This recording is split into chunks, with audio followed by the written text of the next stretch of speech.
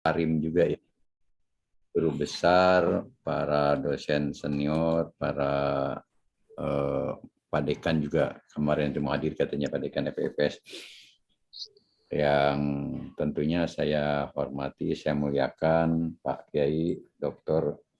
Kiai Haji Ahmad Abdus Salam MPD, dan di sini juga ada Pak Aceng dan lain-lain, Pak Fajudin. Alhamdulillah kita bisa bertemu untuk silaturahmi ya, dalam rangka mengisi waktu ngabuburit lah ya, ngabuburit menjelang buka. Dan ini kita mau mengkaji sebuah kitab. Ini saya bercerita dulu mungkin ya sedikit sebagai pengantar. Kronologis ini kegiatan ini dilaksanakan. Sudah sebulan yang lalu, bahkan sebelumnya ya sudah sering diskusi dengan Pak Am. Saya punya gagasan, saya bilang dulu di pesantren, kalau Pak Kiai Sepuh itu suka ngundang, suka manggil anak-anak muridnya yang sudah senior, khususnya para ustadz. Biasanya yang tausiah terstruktur itu membaca kitab, ngaji kitab gitu. Dan dipilihkanlah kitabnya, dan ini sudah merupakan tradisi di pesantren-pesantren itu, ada pengajian kitab hikam atau ilah gitu ya. Hikam itu merupakan kitab tasawuf gitu yang biasa dibaca oleh para senior di pesantren. Dan kalau ada reunian atau ada pengujian rutin sebulan sekali seperti di pesantren saya dulu, itu yang dibacakan atau yang dikaji itu oleh Pak Kiai, bahan ceramahnya, bahan tausiahnya itu dari hikam. Bahkan suka bawa hikamnya katanya gitu ke ustadz-ustadz yang sudah pada mukim itu. Nah, berangkat dari tradisi itu saya melihat mungkin kan kita juga ini para dosen ya, bukan mau menggurui begitu maksudnya, mari kita sama-sama menelaah isi kitab itu. Nah, kalau cerita tentang kenapa sih memilih hikam, selain latar belakang yang saya sampaikan tadi, hikam ini diambil dari kata hikmah. Hikam itu jamak daripada hikmah, artinya kearifan, kebijakan, kedewasaan begitu ya. Bahkan lebih jauh lagi ditafsirkan hikmah itu adalah filsafat begitu kan ya, hikmah itu. Jadi ini sangat mendalam, artinya ungkapannya sederhana tetapi maknanya sangat mendalam. Kitab hikam ini dikarang oleh Ibnu Athaillah. Beliau itu kelahiran di Alexandria ya, Alexis.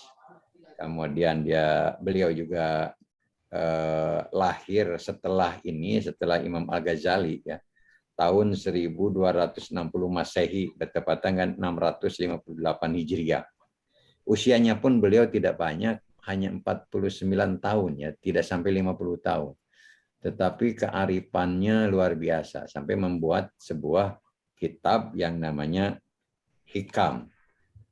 Beliau sering dipanggil oleh para kiai yang ada di situ di Mesir itu ya, dengan lakobnya itu atau panggilannya itu Qutbul Arifin atau Turjumanul Wasilin atau juga Mursyidus Salikin. Itu artinya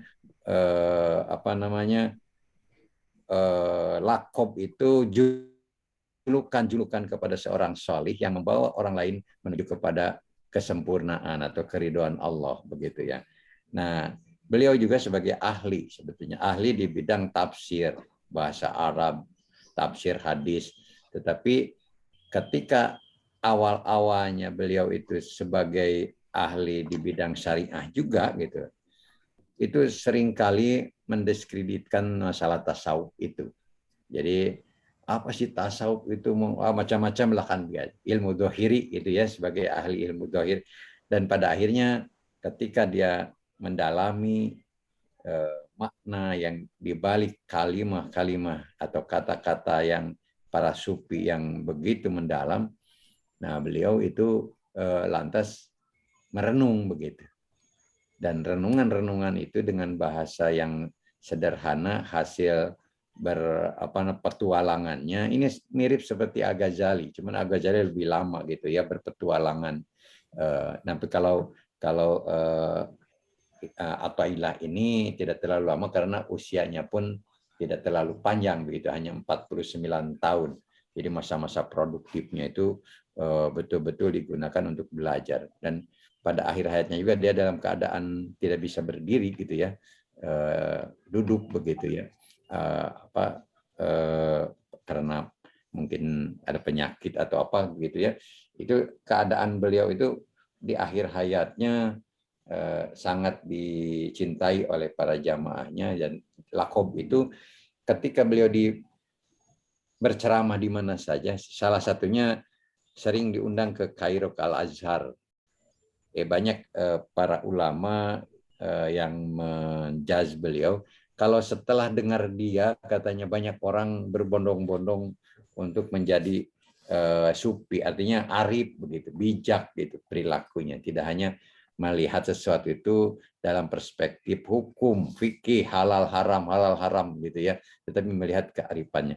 Nah, itulah barangkali sebagai sebuah pengantar tentang kitab Al-Hikam Athaillah ini.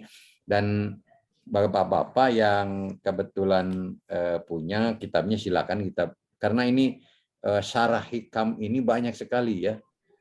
Syarah hikam itu banyak sekali. Nah, kemudian kalau punya yang kami kebetulan pulang dari Mesir itu dikasih oleh Pak Profesor Daud, itu ada kitabnya itu Taisir Fahmil Hikam Al-Athaillah. Jadi ringkasan yang mudah gitu untuk mempermudah. Nanti Pak Kiai Aam akan menyampaikan bagaimana makna yang mudah ditangkap dari kandungan hikam ini. Jadi hikam ini semacam kata-kata mutiara gitu ya. Kemudian ditafsirkan pendek-pendek kalimatnya, jadi dibagi beberapa bagian sampai 60 sekian ya.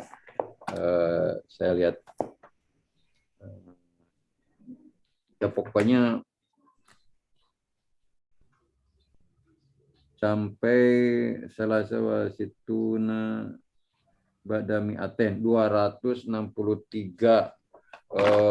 hadis lah, kalau umpamanya hadis yang kalimat 263 kata hikmah begitu. Ya, dan ini juga tentu tafsiran dari ayat Al-Quran dan As-Sunnah. Mari kita sama-sama, kalau yang kebetulan punya kitabnya bisa dibuka barangkali apa saja ini bagian pertama ini, kalimat-kalimat yang sangat mendalam ini. Mudah-mudahan ini bisa menjadi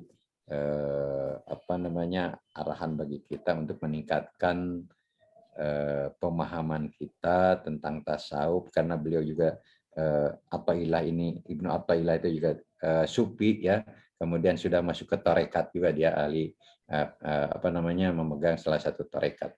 Kami juga alhamdulillah pernah waktu ke Mesir itu ziarah ke makamnya ya, ke Ibnu Athaillah, sama ke di Iskandariyah gitu ya, di Mesir, di Kairo bukan di Iskandariyah. Silakan Pak Kiai Aam untuk menyajikan apa yang kita maksud tadi, yaitu sarah tetapi yang taisir fahmil hikam Athaillah. Dan mungkin sebagian sudah ada yang mendapatkan bukunya yang seperti ini, atau yang hikam yang lainnya juga silakan, bisa dimanfaatkan, digunakan. Mangga Pak. Assalamualaikum warahmatullahi wabarakatuh. Waalaikumsalam warahmatullahi wabarakatuh. Bismillahirrahmanirrahim. Assalamualaikum warahmatullahi wabarakatuh.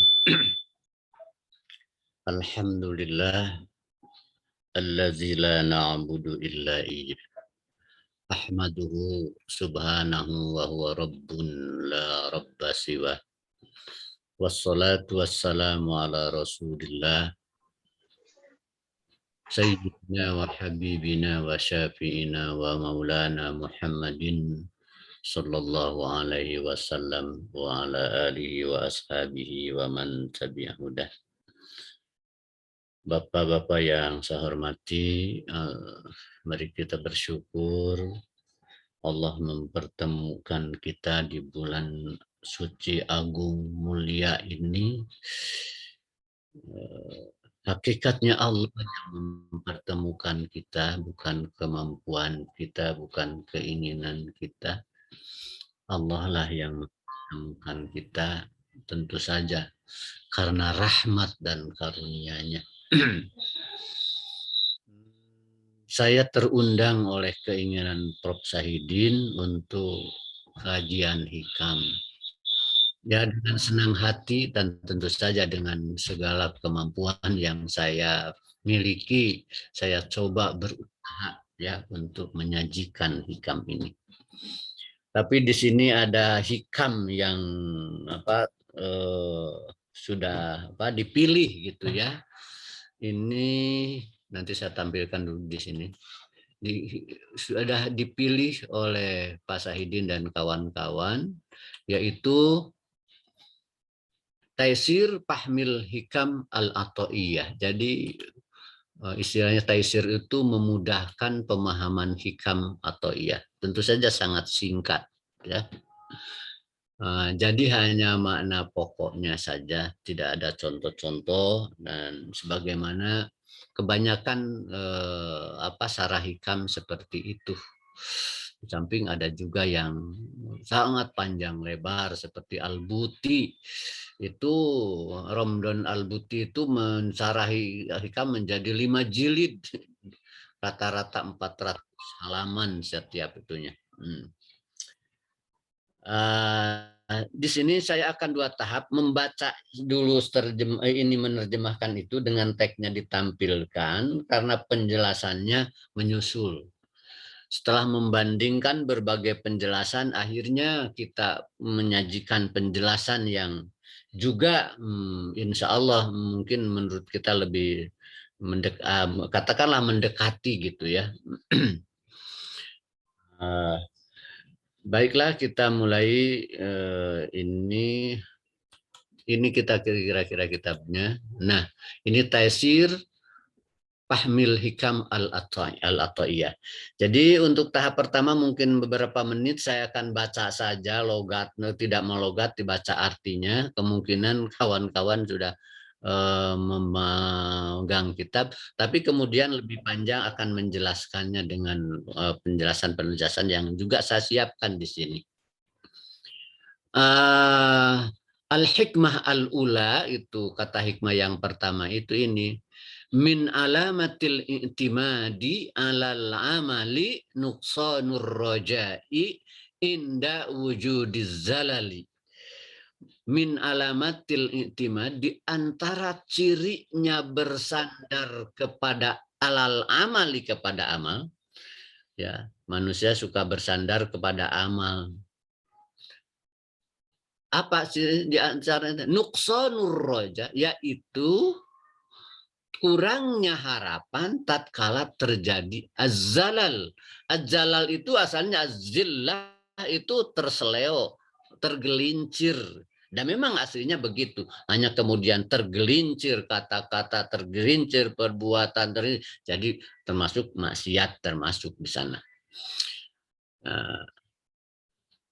Yang dimaksud al-i'timad bersandar sin wal ittika, bersandar ngadarag daga warukun ya oke, bersandar menekan berpegang kepada ila syai'i, kepada yang lain, wat tawakkulu, dan tawakal ya bersandar juga alaihi, kepada itu, wat tamassuk, dan berpegang kepada benda itu. Bertahan, bersandar, atau berpegang pada benda itu i'timad. Yang dimasuk al-amal harokatul jismi wal qalbi Wa sa'yul 'abdi wa kasbuhu. Yang dimaksud amal itu gerak fisik dan hati dan usaha seseorang hamba, wa kasbu dan kasabnya ya usaha juga. Fa in taharraka bima yukhalifus syari'ata. Kalau dia bergerak dengan hal yang menyalahi syariat, sumia dipakai stasi itu, sumia maksiatan disebut maksiat. Wa in taharraka bima yuwafiqus syari'ata sumia ta'atan. Kalau bergerak dengan hal yang selaras dengan syariat disebut taat. Nah, ini mana jelas-jelas ya. Ar-roja, apa sih yang dimaksud ar-roja tadi itu? Nuqsanur roja, kurangnya harapan. Oh, ar-roja itu wa ma yatlubuhul insanu, yaitu yang dicari-cari oleh manusia, wa yu'ammiluhu, diharapkannya, li nafsihi, untuk dirinya. Angan-angan yang diinginkan oleh dirinya. Wa ma yuridu nawaluhu wa tahqiqahu, dan apa yang dia ingin mencapainya, wa tahqiqahu, dan merealisasikannya. Itu jadi ya harapan ya sudah jelas ya maknanya. Ini definisikan lagi. Az-zalal, ari az-zalal itu al-khata, kesalahan. As-sukut, jatuh. Al-inhirab, penyimpangan. Anis-shawab, dari yang benar gitu.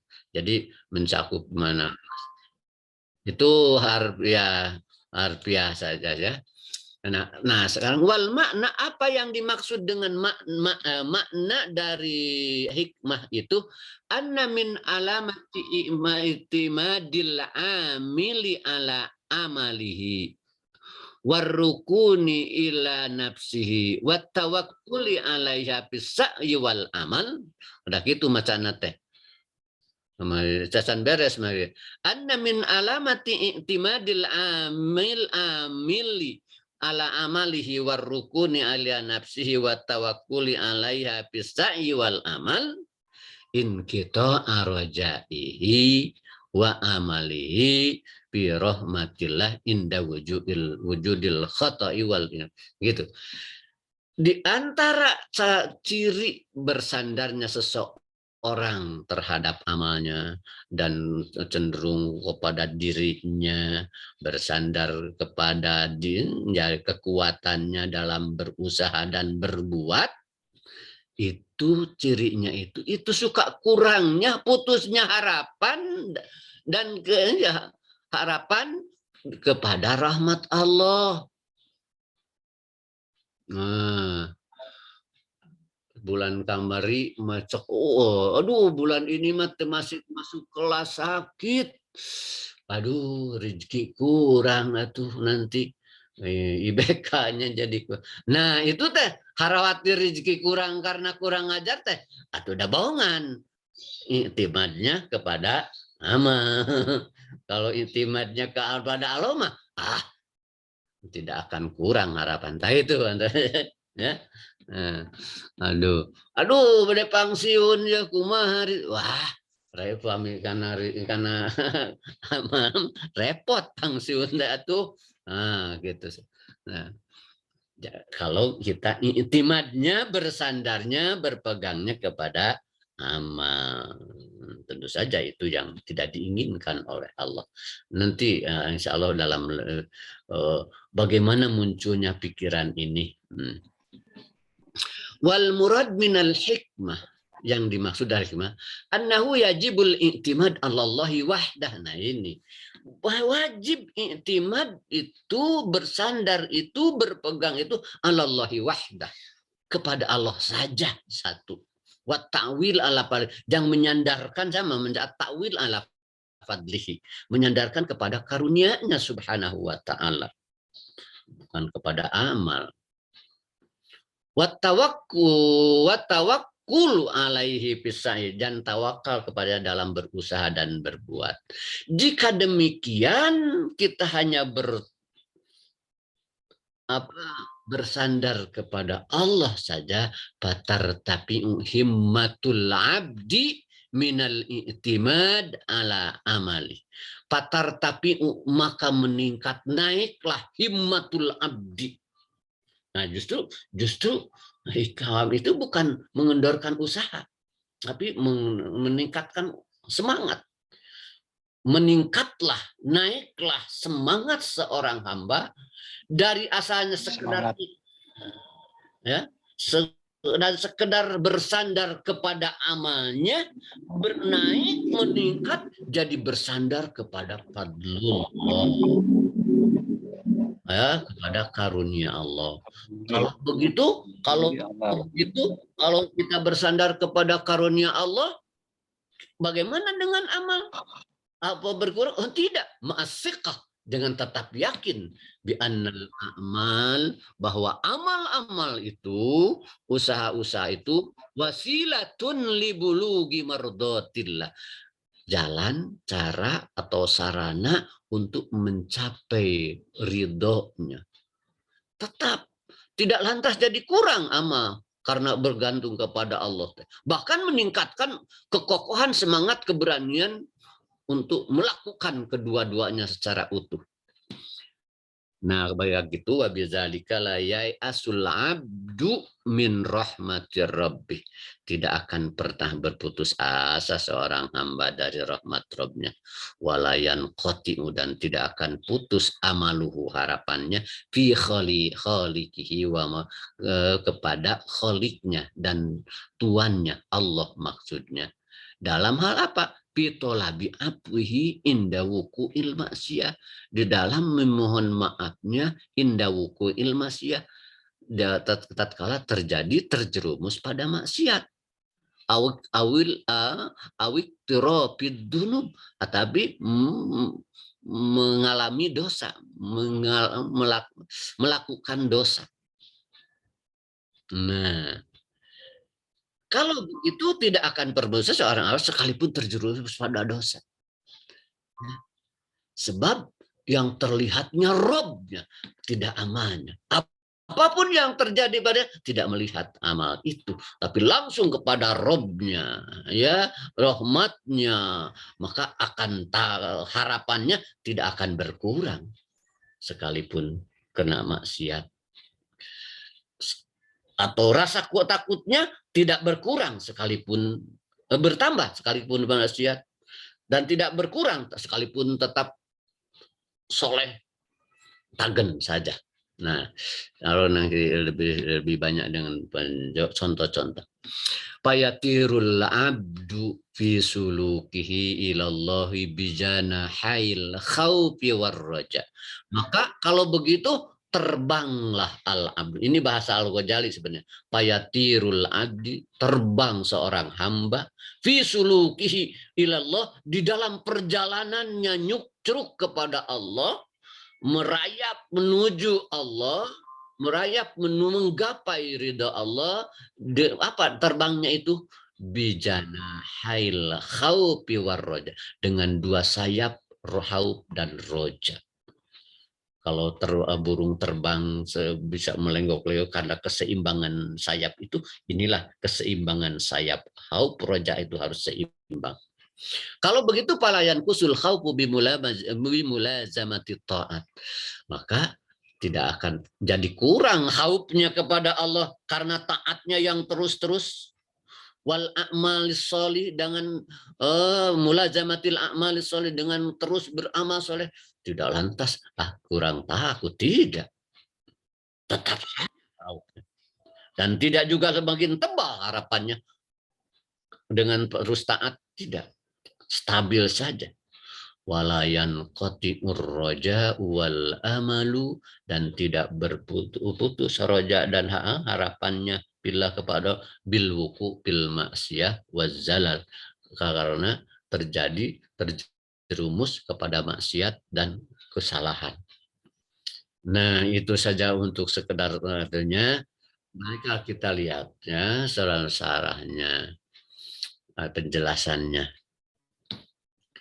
Semuanya kan ya hanya karena rahmat dan karunia Allah, Bapak-bapak.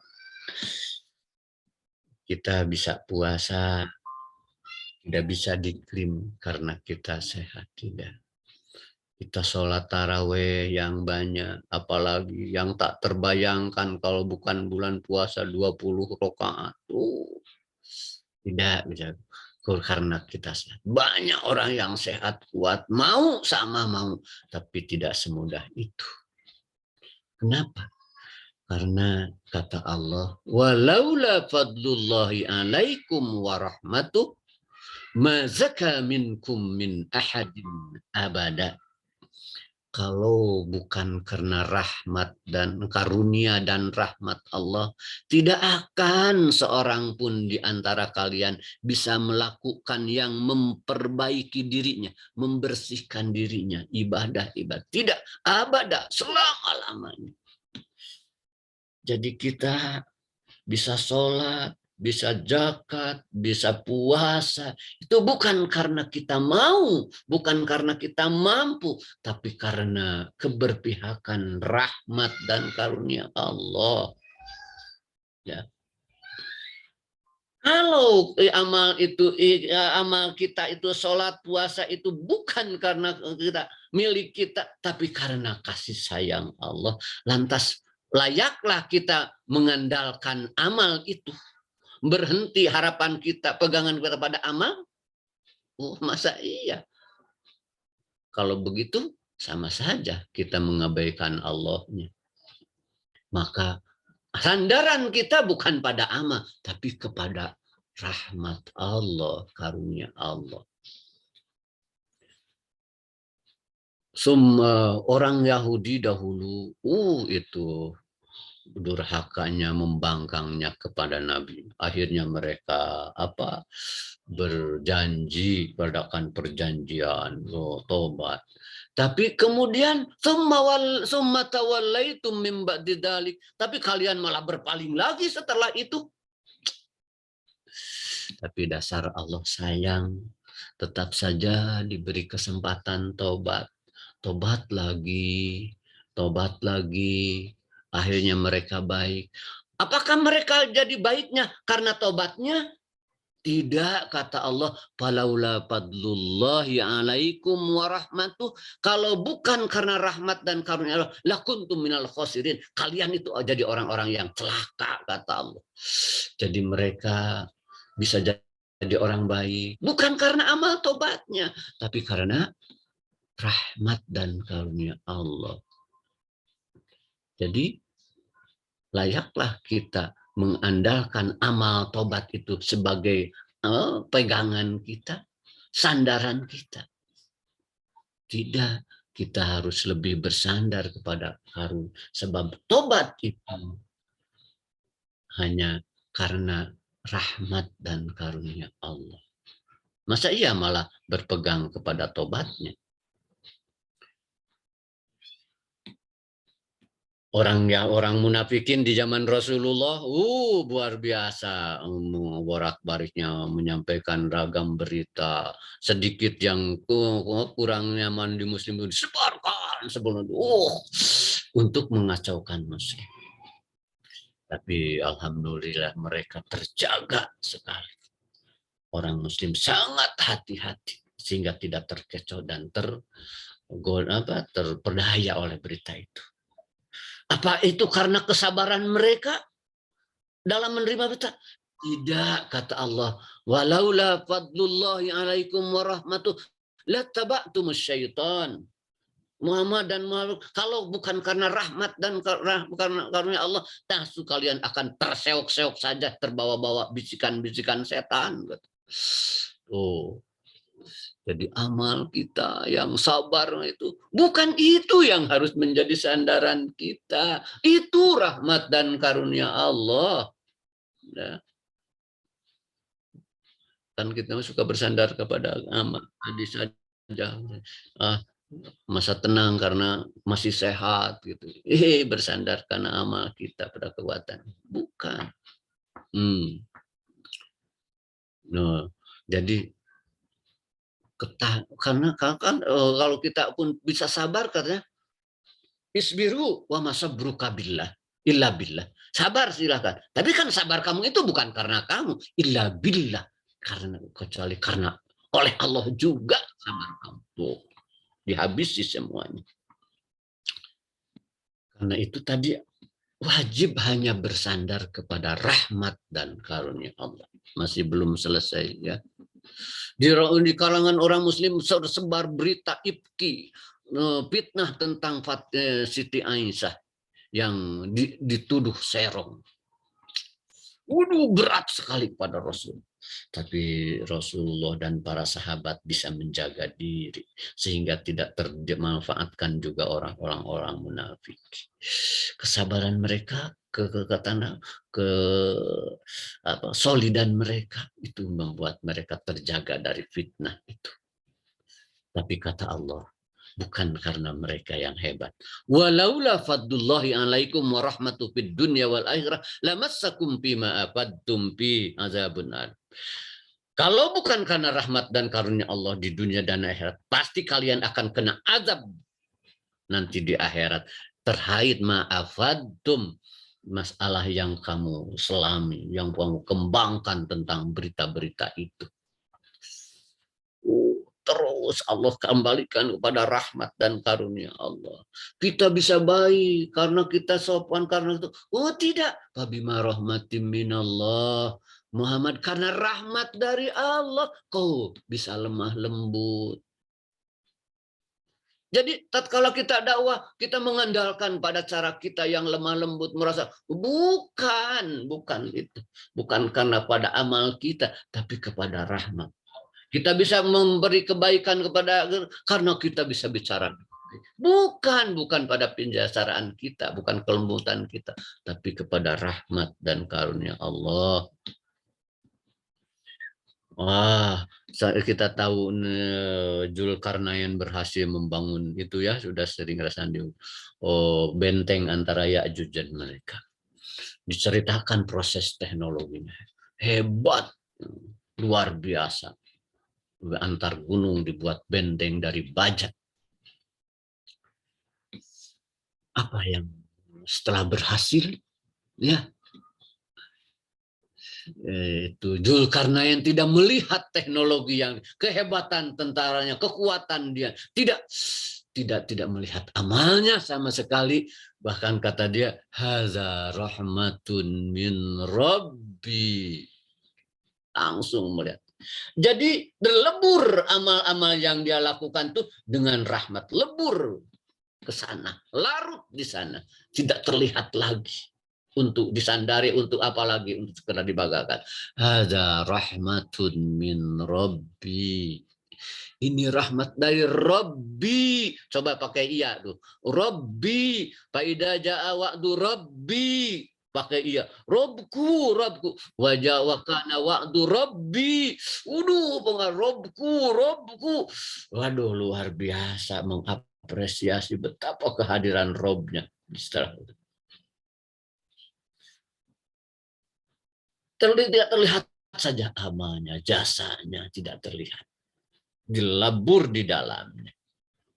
Falamma ra'ahu, ini yang di zaman Nabi Sulaiman. Falamma ra'ahu mustaqirran indahu, tatkala dia melihat kursi singgasana Bilqis sudah ada di sana, yang ceritanya panjang itu ya. Nabi Sulaiman minta menghadirkan singgasana Bilqis dari mana, dari Yaman ya, ke Al-Quds sekitar 3.000 kilo, tapi dalam waktu sekejap. Apa kata dia? Hebat itu teknologi. Apa mungkin ya? Belum terjelaskan sekarang juga. Tapi sama sekali dia tidak melihat amalnya yang hebat itu. Tidak. Apalagi untuk sekedar dijadikan sandaran. Apa kata dia? Haza min fadli Rabbi. Begitu. Jadi amal-amal itu hanya jalan, tapi semuanya larut dalam melihat Rabb. Maka syuhudul haq, menyaksikan kehadiran Rabb. Nah, coba sejauh mana kita bisa berharap pada rahmat Allah, ya? Padahal amal kita tidak. Buktinya apa? Artinya kita keluputan amal. Tapi rahmat Allah bisa memberi seperti yang kita ingin. Dengan mudah. Ini contohnya. Waktu perang Tabuk itu kan diseru dalam Al-Quran tuh infiru khifafan wasikola. Berangkatlah semuanya, khifafan yang sedang santai, wasikolan yang sedang sibuk haus berangkat. Sayang, ternyata di kalangan mereka ada yang minta izin Rasulullah, saya tidak ikut perang, macam-macam, puluhan orang. Di samping itu ada 7 orang ahlus supa. Ahlus supa itu orang, nah dari sini juga tasawuf.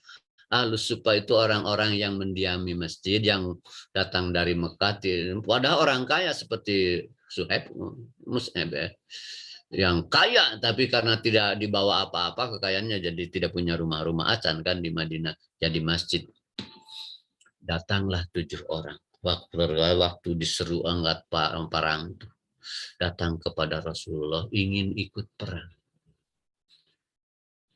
Tapi apa yang terjadi? Ini ayatnya. Wala 'alal ladzina idza ma atauka litahmilahum, dan tidak jadi dosa pada orang-orang yang tatkala datang kepadamu Muhammad litahmilahum, supaya engkau sertakan dalam perang, ingin ikut perang. Tapi kan mereka tidak punya apa-apa. Kulta, engkau berkata Muhammad kepada mereka, la ajidu ma ahmilukum alaih. Aduh, tidak ada bekal untuk membawa kamu, kata Rasulullah. Bagaimana mungkin kamu ikut, kan nggak ada bekal. Itu tawallau wa ayunuhum tafidum minad dam'i hazanan alla yazidu mayun. Sahabat dah begitu Rasul, aduh nggak ada bekal, maaf tidak bisa dibawa serta kamu untuk perang. Mereka berpaling, wa ayunuhum tafidum minad, dan mata-mata mereka penuh dengan air mata, hazanan alla yazidu mayun fikun, saking sedih mereka ingin perang, tidak punya bekal. Itu terjadi. Ini kisah Al-Quran yang menceritakan sekitar 7 orang.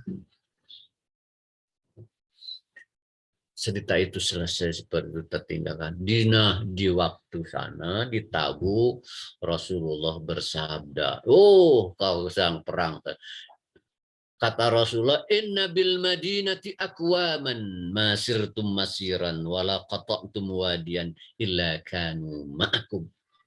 Tuh di Madinah ada orang-orang yang kalau kamu bergerak, berjalan menempuh satu perjalanan, dan menempuh wadi, lembah-lembah, kamu capek, dapat pahala. Ilakanu mau, mereka pun sama seperti kalian mendapat pahalanya. Qalu ya Rasulullah wahum bil Madinah. Kata Rasulullah, kan mereka itu kan di Madinah. Bukan masa iya gitu dapat tuh. Qala wahum bil Madinah habasahumul udhr. Ya, mereka di Madinah, tapi mereka tertahan oleh uzur. Yang tadi itu harapannya ingin perang, tapi tidak ada bekal. Nah, kalau kita berharap mengandalkan amal, tidak dapat apa-apa.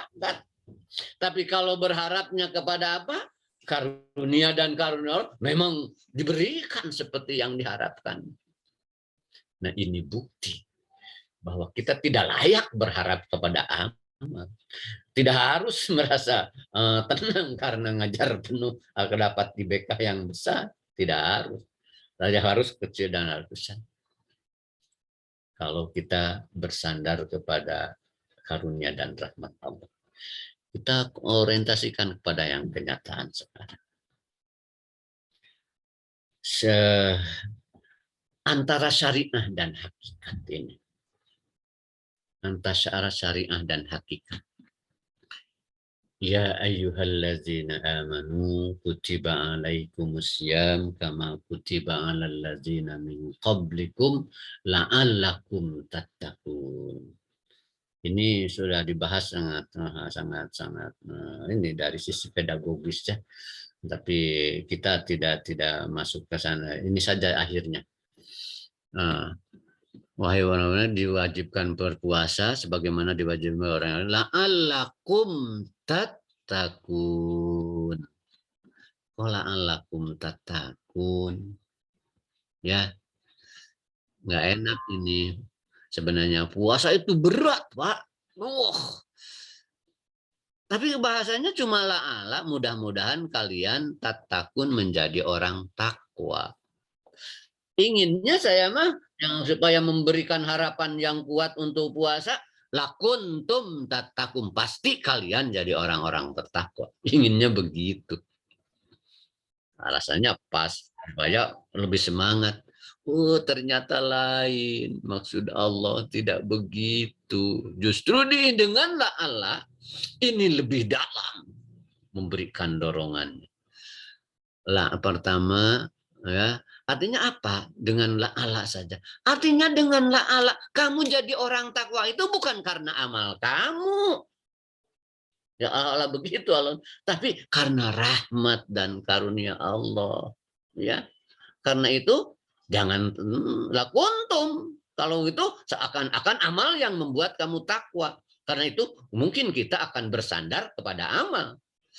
Tapi dengan la'ala justru meyakinkan bahwa kita jadi orang takwa itu bukan karena amal kita, karena saum kita, karena sholat kita, tapi karena rahmat karunia Allah. Tapi lantas begitu artinya kita harus tidak sekedarnya saja amal karena itu tergantung rahmat Allah. Oh, tidak juga. La'alla itu memastikan bahwa kita harus berusaha maksimal dengan syariat itu. Namun betapapun kokoh, hebat, sempurna amal kita, tidak lantas memastikan apa-apa. Tetap saja mudah-mudahan ya. Tetap saja tidak bisa kita pastikan amal kita akan membuat kita begitu, tidak. Karena kita jadi berhasil, jadi sukses, jadi orang takwa itu hanya karena rahmat dan karunia Allah. Jadi di sini ada dua sisi, syariat dan hakikat. Syariatnya kita harus, tapi hakikatnya bagi masuk takwa tidak, bukan orang amal kita, oleh Allah, oleh rahmat dan diungkapkan, digabungkan. Dan syariat harus kokoh, hakikat harus masuk kuat, digabungkan dalam la'allakum tattaqun. Maka kalau begitu, walaupun tidak bisa saum, wah, karena sakit, apakah bisa? Tetap saja berharap mau bisa. Jadi mau ampunan bisa. Nah itu bedanya. Ya. Tidak akan kurang harapan kepada maghfirah Allah, rahmat Allah, ampunan Allah, sekalipun amalnya kurang karena ada alasan-alasan. Atau bahkan karena dosa. Asal tobat saja. Tetap saja harapan dapat. Maka di dalam saum ini, ya, dengan la'ala seperti ini, jadi kita ini giling bisik dengan Gusti teh. Dekat luar biasa dalam kondisi saum itu. Ya. Bayangkan kita bisa nahan lapar, itu karena rahmat Allah, karena karunia. Kalau bukan itu belum tentu kita. Bahkan sakit mungkin agak uring-uring. Tapi bahkan menikmati. Dari mana kalau bukan rahmat dan karunia Allah ini? Lapar malah dinikmati, bangga bahkan. Itu karena rahmat Allah. Artinya kehadiran Allah itu sangat lekat pada diri kita, pada kesadaran kita.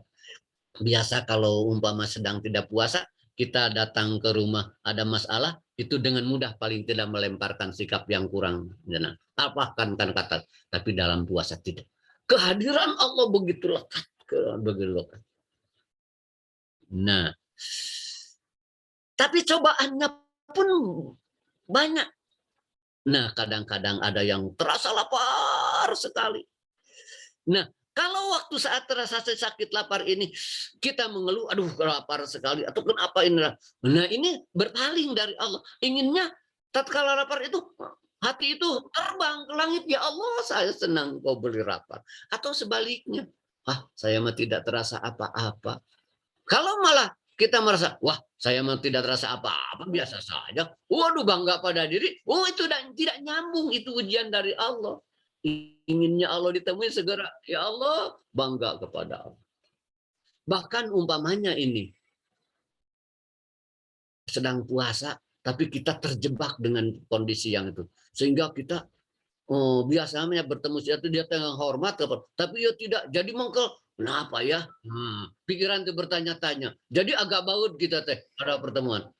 Oh, pada berpuasa pikiran kita karena kan mungkin kata berkata yang kurang baik, dia sakit, menyakitkan. Mungkin itu cobaan adalah mungkin kita alami.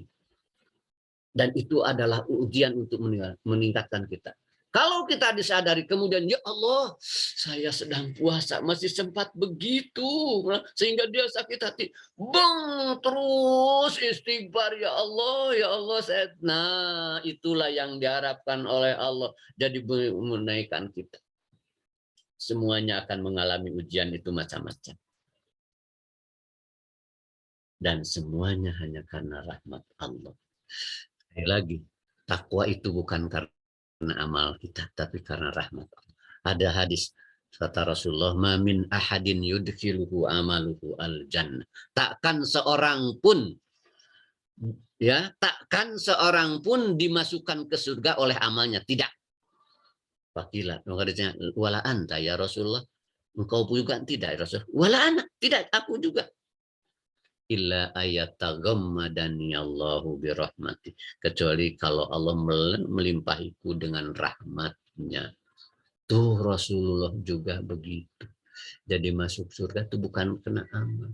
Maka tidak ada alasan untuk bersandar kepada amal. Tidak ada alasan untuk bersandar pada tenaga kita, kepada kesehatan. Tidak ada alasan.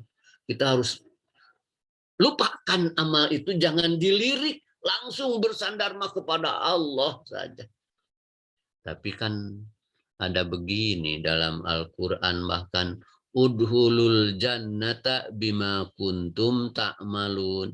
Masuklah kalian ke dalam surga karena dengan amal kamu.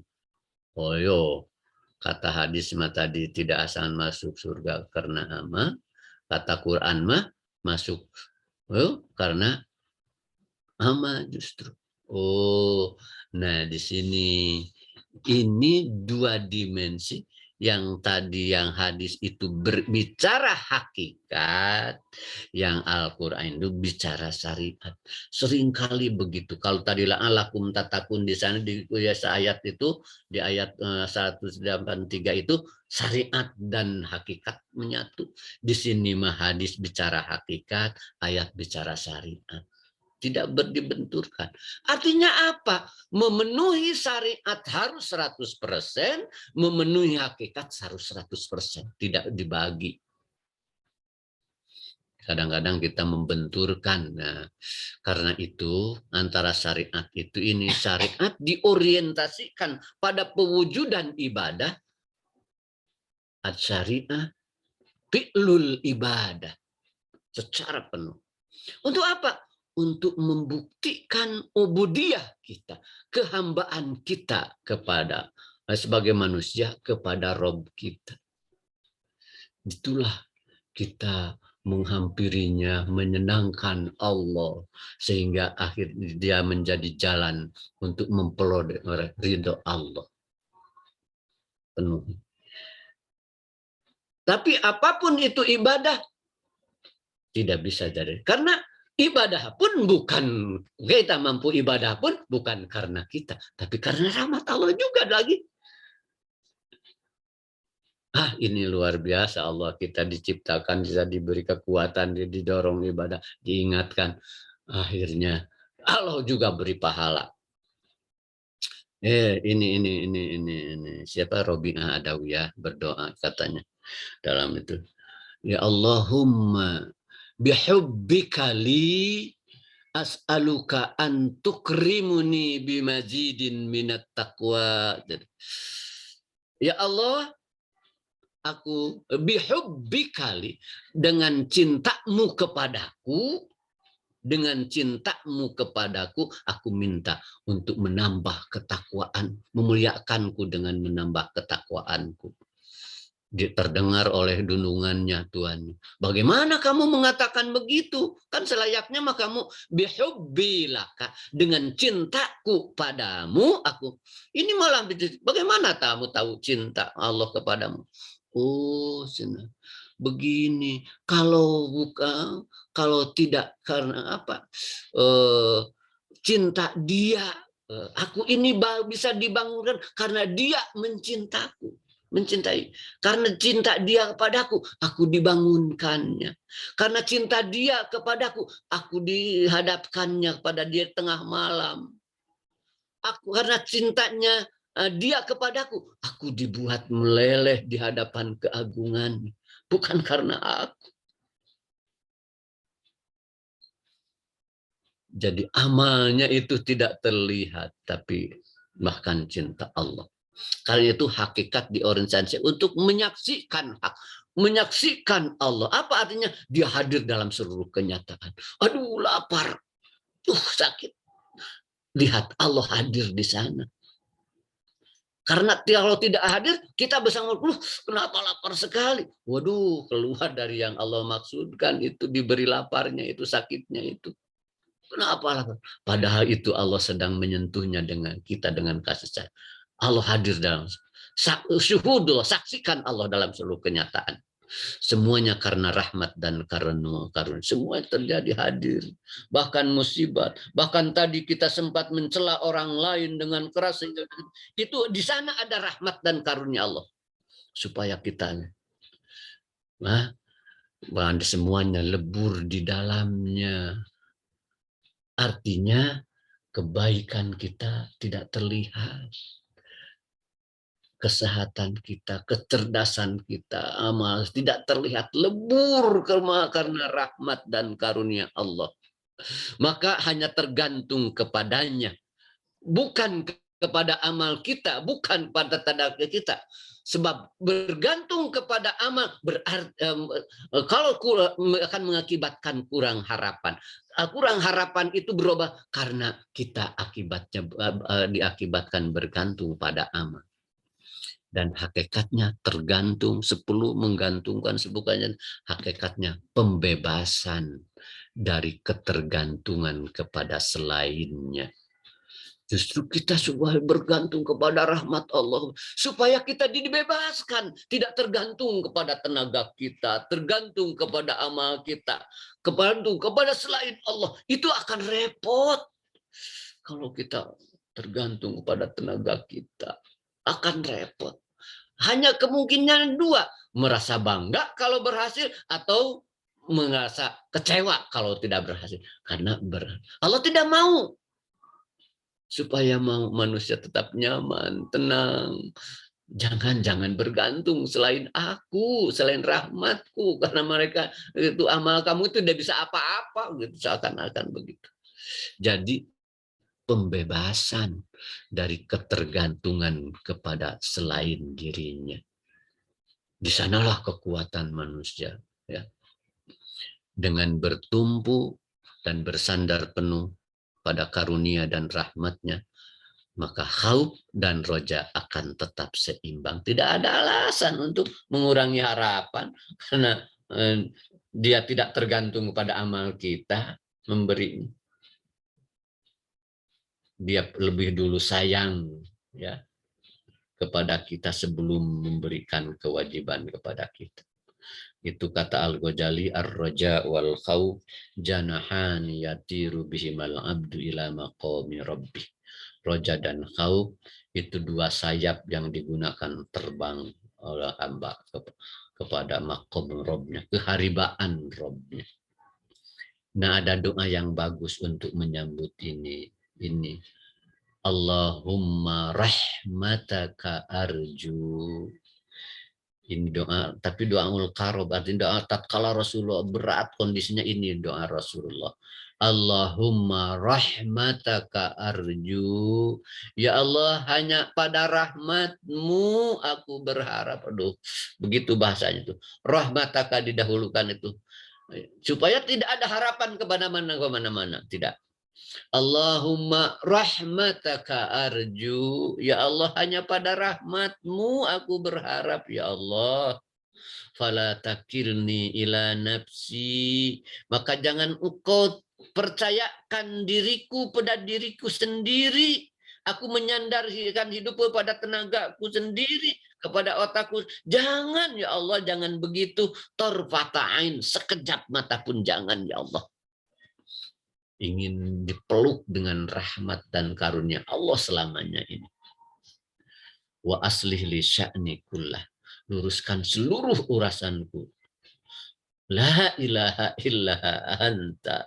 Tiada Tuhan, tiada yang tempat bergantung kecuali-Mu, ya Allah. Ini sahih riwayat Abu Dawud. Bagus sekali doa ini, pas sekali. Dan Rasulullah menggunakan justru di saat berat itu doanya ini. Menguatkan pegangannya hanya pada rahmat Allah. Tidak pada amal, tidak pada kekuatan-kekuatan lain. Ini yang bisa saya jelaskan dari yang pertama dari hikam Ibnu Athaillah ini. Mungkin kalau Bapak-Bapak baca hikam masing-masing berbeda, Bapak-Bapak, penjelasannya itu, termasuk ini juga berbeda dengan pengalaman masing-masing dalam kajian itu. Ada 7 hikam yang saya baca di sini, ya. Tapi pada dasarnya intinya sama, akumulasinya semuanya sama. Nah itu Bapak-Bapak, mohon maaf ya, seperti itu yang bisa saya jelaskan ya. Kurang lebihnya mohon maaf. Mudah-mudahan kita semuanya di bulan puasa ini rahmat, karunia, dan pertolongan Allah tetap menyertai kita. Kita tidak punya kekuatan apa-apa, kita tidak punya apa-apa. Kita hanya berharap pantas berpegang, bersandar pada rahmat dan karunia Allah. Dan itu tak terhingga. Kita bisa jadi kaya di sana dengan segala-galanya. Dan rahmat dan karunia Allah. Itu Pak Saidin, mungkin silakan diakhiri. Mohon maaf sekali kurang langsung. Mudah-mudahan ada membawa manfaat seluas-luasnya. Assalamualaikum warahmatullahi wabarakatuh. Waalaikumsalam warahmatullahi wabarakatuh. Terima kasih Pak Kiai telah memberikan pencerahan pada kita, dan nampaknya syarah ini tidak hanya yang ada dalam kitab, nampaknya Pak Aam mencoba untuk mencari penjelasan-penjelasan lain untuk memperkuat apa yang dimaksud di dalam kitab hikam ini. Jadi mungkin saya ingin menyampaikan sedikit sebelum ditutup bahwa awalnya juga rencana pengajian ini kan dalam rangka menghaluskan hati dan pikiran kita dalam rangka beramal gitu ya. Haluskan hati dan pikiran kita untuk meningkatkan amal. Oleh sebab ini nuansanya ini tasawuf begitu ya. Ya kan seperti hikmah pertama aja, harusan jangan bergantung kepada amal, tapi bergantung kepada rahmat Allah. Kalau dipahami oleh pikiran Mu'tazilah, ya Allah kan tidak ikut campur urusan nasib, kan begitu ya. Jadi kalau kita pendekatannya dengan, makanya ini sudah pendekatan sufistik ya, tasawuf ini. Nah, kalau berpikir Mu'tazilah atau rasional murni, Al-Ghazali itu juga orang Mu'tazilah tadinya berpikirnya, termasuk Ibnu Athaillah juga, dia kan melihat tidak awal-awal beliau mau berkiprah masuk ke tasawuf itu, ya diceritakan dalam latar belakang kitab ini, beliau menghantam ya kepada tasawuf itu karena melihat dalam perspektif ilmu dohiri, gitu, ilmu syariah. Nah, tetapi ketika dia masuk, oh iya juga ya, kalau berharap kepada sesuatu itu hanya kepada hasil usaha kita, ternyata hasil usaha kita yang optimal itu belum tentu ya sampai kepada tujuan. Ya terlalu banyak contoh di zaman modern. Kapal Titanic saja kan begitu ya, dengan bangganya, dengan usaha dia, bahwa sampai si manajernya dalam launching itu mengatakan, saking hebatnya ini kapal, Tuhan pun tak sanggup menggoyangkan kapal ini. Wah, luar biasa kan. Tuhan katanya tidak sanggup menggoyangkan. Baru 1000 mil nabrak karang, amburadul, ambur semuanya. Kan gitu ya. Berarti kan ini menunjukkan bahwa tidak semua amal kita ini sampai mengantar kita kepada tujuan. Barangkali itu intinya. Nah, di sini jelas berangkat dari akidah. La ilaha illallah, la maujuda illallah, la ilaha illallah, la ma'buda illallah, la ilaha illallah, la goyata illallah. Jadi semuanya hanya untuk Allah. Usaha itu wajib, tapi hasilnya itu tidak semata-mata ditentukan oleh kinerja kita saja, tapi ada faktor X yang menentukan, yaitu rahmat Allah. Insya Allah kalau umpamanya kita juga melihat dari upayanya maksimal, tetapi kan niatannya tidak maksimal, setengah-setengah, apa iya bakal menang atau tidak, karena melihat pasukannya. Tapi Allah menjawab di Quran, kam min fi'atin qalilatin ghalabat fi'atan katsira biidznillah. Jadi asal kita sudah yakin ya untuk merebut kemenangan, serahkan kepada Allah, upaya optimalkan. Barangkali itu yang bisa dipetik dari ini. Jangan tergantung kepada amal dari hikmah pertama ini dalam rangka memperkuat ikatan kita kepada Allah dalam melaksanakan berbagai amal perbuatan kita. Makanya ada bismillahi tawakkaltu Allah, la haula wala quwata illa billah. Kan kalau kita mau bekerja kan begitu ya. Bismillah tawakkaltu Allah, la haula wala, padahal sudah dihitung segala macamnya, pasti sukses.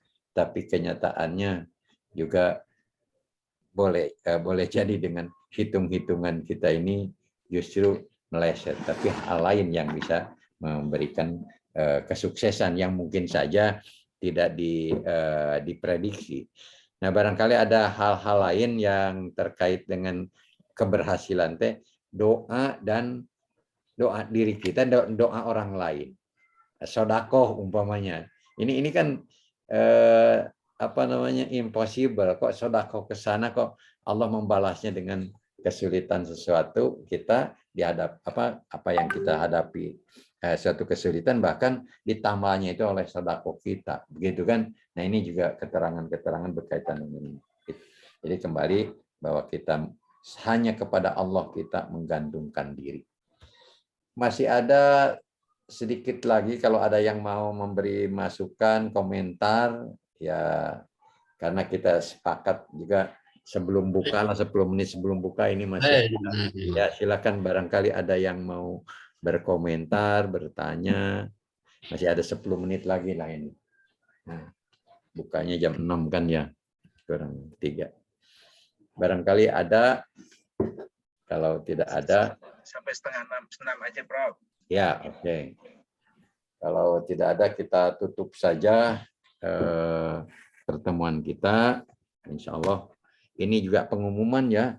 Kan rencananya juga memang seminggu sekali, mencari waktu yang pas semuanya. Ini mayoritas bisa, pada hari Kamis sore jam 4 atau jam 16.30 sampai jam 17.30. Jadi untuk pertemuan pertama ini kalau kita sepakati sampai 5:30, jadi lebih 5 menit lah ini. Untuk itu sekali lagi saya mengucapkan terima kasih kepada semua pihak, kepada Pak Dekan yang telah juga memfasilitasi jaringan ini, kepada adik-adik saya, ada Pak Ki, ada siapa Pak Cucu, Pak Risris dan lain-lain begitu, dan para hadirin, para guru besar ini pada Prof. Dadang Ansori juga nih kelihatannya, dan bapak-bapak lainnya. Mudah-mudahan kita bisa bertemu minggu yang akan datang dalam keadaan sehat walafiat. Terima kasih. Mari kita tutup dengan sama-sama berdoa. Pak Kiai lah dipimpin berdoa dulu Pak Kiai. Ya silakan supaya lancar pengajian kita ini. Enggak. Bismillahirrahmanirrahim. Allahumma shalli wa barik amin ya rabbal alamin. Alhamdulillah hamdan yuafi ni'amahu wa yukafi majidah. Amin ya rabb. Rabbana lakal hamdu kama yanbaghi li